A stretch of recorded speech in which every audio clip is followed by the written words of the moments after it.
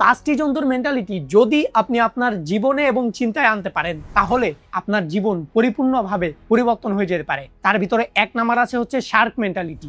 শার্কের জন্য চলতে থাকাই হচ্ছে বেঁচে থাকা। সে যদি নড়াচড়া বন্ধ করে দেয় তাহলে তার জীবন হুমকির মুখে পড়বে। আপনিও যদি শেখার চর্চা করা এবং নিজেকে উন্নতি করা বন্ধ করে দেন তাহলে আপনি অন্যদের থেকে অনেক বেশি পিছিয়ে পড়বেন এবং একসময় থেমে যাবেন। দুই নাম্বার হচ্ছে অ্যান্ট মেন্টালিটি। পিঁপড়া কখনো কোনোদিন কারোর জন্য অপেক্ষা করে না, সে সঠিক সময়ের অপেক্ষা করে না, সে প্রতিদিন কনসিস্টেন্সি সহকারে প্রতিদিনের কাজ প্রতিদিন শেষ করে। তিন নাম্বার হচ্ছে ঈগল মেন্টালিটি।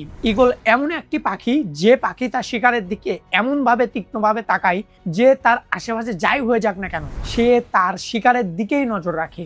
যদি ওই শিকার মাটিতে চলে যায় তারপরেও কোনো কেয়ার করে না। একইভাবে আপনার জীবনও এমনই হতে হবে। আপনি যে জিনিসটা হতে চান আশেপাশে যাই হয়ে যাক না কেন আপনার ওই নির্দিষ্ট দিকের খেয়াল রাখতে হবে। চার নাম্বার হচ্ছে ফক্স মেন্টালিটি। শিয়ালের সবচেয়ে বড় শক্তি শুধু বুদ্ধি নয়, তার অভিযোজন ক্ষমতা। সে পরিস্থিতি বুঝে কৌশল বদলায়, সিদ্ধান্ত নেয়, কোথায় সব থেকে বেশি লাভ হবে সেটা হিসাব করে আগায়।